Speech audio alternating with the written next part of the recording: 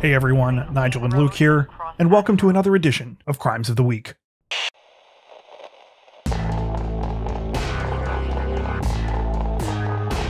Police are currently on the lookout for 3 inmates who escaped from an Iron County jail this weekend in Missouri. 57-year-old Tracy Brown, 36-year-old Dwight Abernathy, and 35-year-old Samuel Gilliam were able to break out of the jail by removing a large block from a cell wall and reportedly made their escape sometime between Friday night and Saturday morning. Authorities have followed up on more than 50 leads since Saturday, but say that they don't know which direction the men traveled. The U.S. Forest Service, Missouri Highway State Patrol, Missouri State Park Rangers, and the Missouri Department of Corrections, and the Pilot Knob Police Department are all currently aiding the Ironton Police Department in their search for the escaped inmates. Investigators are asking the public to share any information they might have on the men's whereabouts, but caution anyone against approaching any of the inmates directly. The men are believed to be armed and dangerous.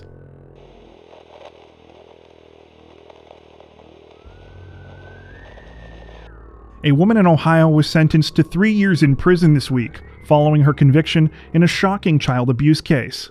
29-year-old Lillian Cottrell admitted at her hearing on Monday that she and her boyfriend had tortured a 7-year-old girl in their care for more than 6 months in 2019. Part of the abuse included locking the young girl in a dog cage for extended periods of time, something that Cottrell said had been done as punishment.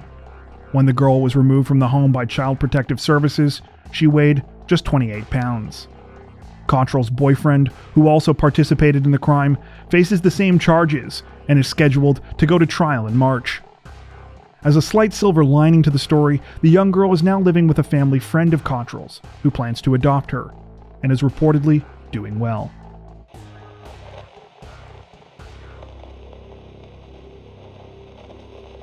An Iowa man was sentenced to 75 years in prison on Friday, following his conviction for the murder of his ex-girlfriend, as well as a fire he set to cover up the crime. 31-year-old Jordan Henry was found guilty in November for the strangulation death of 40-year-old Elizabeth Bockholt that took place on January 24, 2019. On the night of the murder, Bockholt went to Henry's hotel room in Sioux City, where the two smoked meth. Henry had been released from prison on parole just 8 days earlier for a 2017 theft conviction. After Henry strangled Bockholt to death, he set fire to the hotel room and left. He was later identified on surveillance video and by a witness who saw him fleeing the scene. Henry was convicted of second-degree murder and first-degree arson, receiving sentences of 50 years and 25 years respectively for the crimes. The judge decided that the sentences would run consecutively instead of concurrently due to the danger Henry posed to the public, as well as his previous record of violent crimes.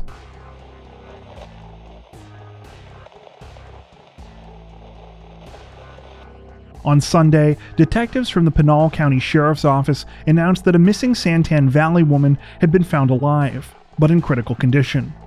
28-year-old Jessica Goodwin vanished under mysterious circumstances on January 11th, and was last heard from after she called into work and said she wouldn't be in. After that, Goodwin departed her home, leaving her dog behind.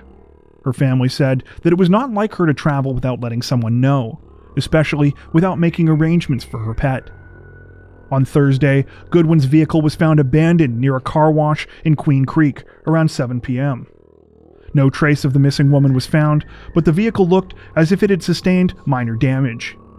Phone records eventually led investigators to an area in the Gila River Indian community, near Phoenix.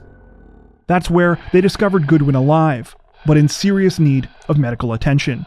She was airlifted to a local hospital on Sunday afternoon. As of now, no additional information has been reported about the specific cause of Goodwin's injuries, nor the circumstances of her disappearance. However, prior to her discovery, foul play was suspected in the case.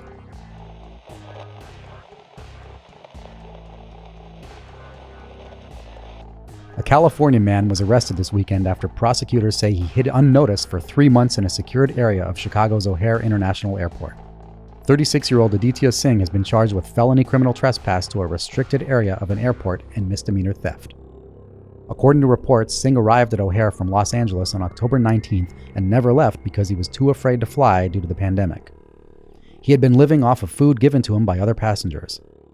Singh was finally discovered when he was approached Saturday afternoon by 2 United Airlines employees who asked to see his identification.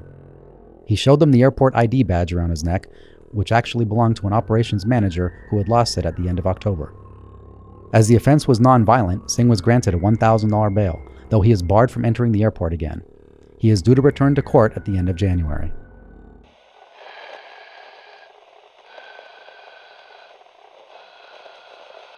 On Friday, prosecutors announced that the case against a former Boston College student accused of encouraging her boyfriend to commit suicide will proceed to trial. In-young Yu is facing a manslaughter conviction in the May 2019 death of 22-year-old Alexander Ertula. Authorities say that in the last 2 months of their relationship, Yu sent Ertula thousands of messages, many of which urged the young man to end his life. Ertula committed suicide on the day of his graduation from Boston College. A court decision this week delivered mixed results for the defense and prosecution, with the judge denying the defense's motion to dismiss the case, but also dismissing one of the prosecution's major theories, saying that Yu's failure to summon help did not cause the suicide. The story has garnered attention largely for its similarities to the Michelle Carter case, who was accused and later convicted of encouraging her boyfriend Conrad Roy to commit suicide in 2014. Carter received a 15-month sentence for involuntary manslaughter. However, Yu's defense team reportedly remains optimistic, saying that unlike in the Carter case, Yu repeatedly begged her boyfriend not to end his life.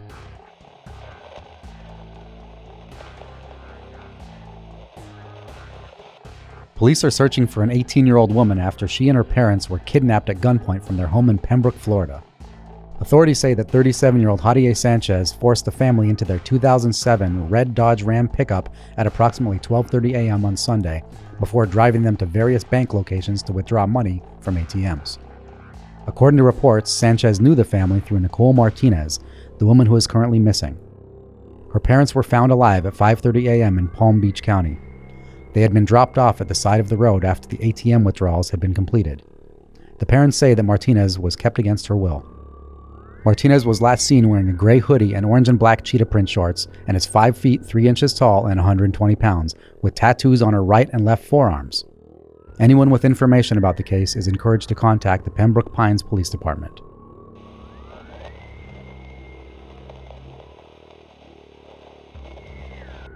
A heartbreaking story was reported out of Wisconsin this week after a 16-year-old boy admitted to killing his infant daughter and leaving her body in the woods. Investigators say that in early January, Logan Kruckenberg Anderson took the newborn to a wooded area about 80 miles south of Milwaukee, where he placed her inside a fallen tree and shot her twice. The teen's girlfriend had given birth to the child in the bathtub of her home not long before, and the two had decided that they could not keep the baby.